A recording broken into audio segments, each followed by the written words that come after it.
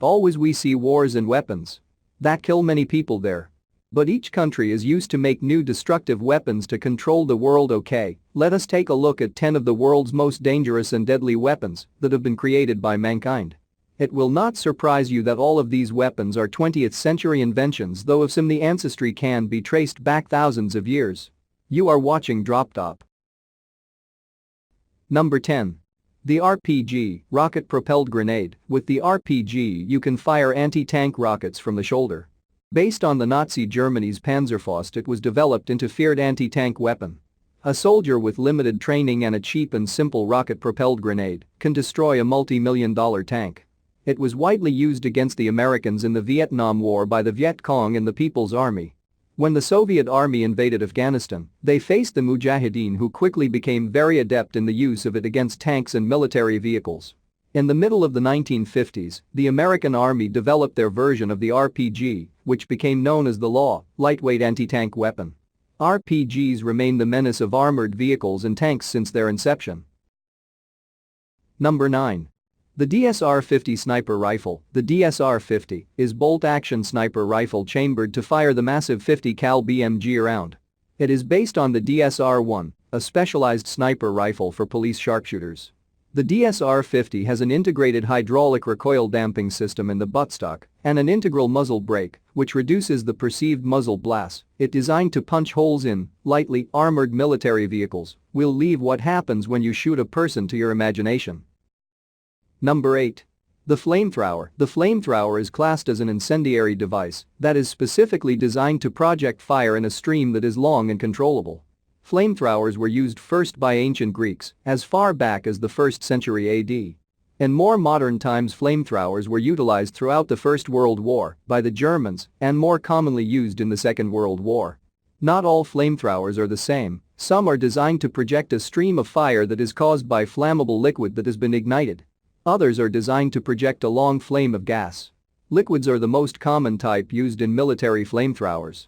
Commercial devices opt to use propane and natural gases, high-pressure ones, as they are generally considered safer to use.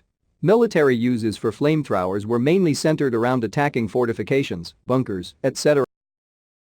Number 7. The Schwerer Gustav. This was the name given to a German 80 cm railway gun, a huge piece of artillery designed to be shot from a railway wagon.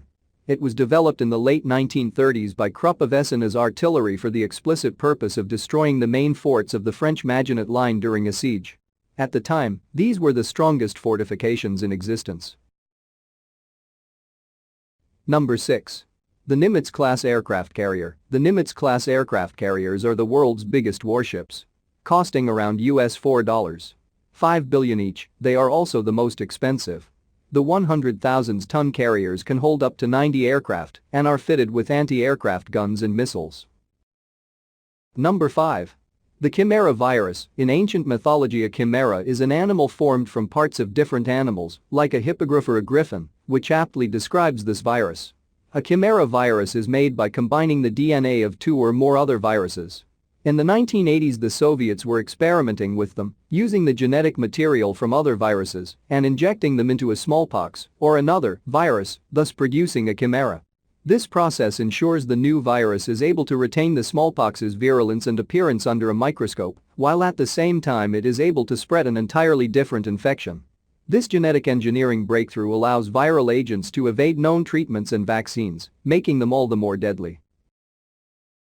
Number 4. Russia's aviation thermobaric bomb of increased power. In 2007, the Russians successfully tested and released their aviation thermobaric bomb of increased power, quickly nicknamed the father of all bombs, PHOB. The PHOB is reportedly 4x more powerful than the US military's biggest non-nuclear bomb, the GBU-43B massive ordnance air bomb, which is officially designated with the acronym MOB and known popularly as the mother of all bombs. This makes the Russian device officially the most powerful conventional non-nuclear weapon in the world. Number 3. The ICBM. This is the shortcut of the intercontinental ballistic missile. The ICBM is a ballistic missile that is guided to the target. It can travel at least 400 miles and was built primarily for transporting nuclear weapons. It has the capability of being launched from airplanes, submarines, missile silos, and vehicles. They became an integral part of the MAD doctrine because these weapons allowed the flexibility that enabled the country to strike back and destroy the enemy. It basically guaranteed a second strike on the enemy. Number 2. The Merve, and this also is the shortcut of the multiple independently targetable re-entry vehicle. The Merve is a payload for ballistic missiles that contains multiple warheads. Each warhead has the capability of being aimed to hit one of many targets. The old-fashioned warheads could only transport a single nuclear bomb on a single missile and aim for a single target. The next step was the multiple re-entry vehicle (MRV) missile that could carry numerous warheads that were all dispersed but not individually aimed, which resulted in a blast similar to a shotgun. The Merve solved that problem. All warheads were now targetable. Number 1. Tsar Bomba. Every aspect of the phrase "weapons of mass destruction" applies to the Tsar Bomba. The weapon was the Soviet Union's rebuttal to the United States nuclear program. A massive device designed to decimate everything. That's what the bomb was. Only one was ever detonated, and that was enough. We hope you enjoy our content.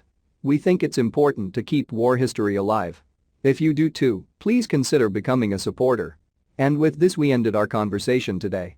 Write in the comments which weapon of those you love most. If you liked this episode, please click thumbs up and leave a comment. Thank you for watching and peace.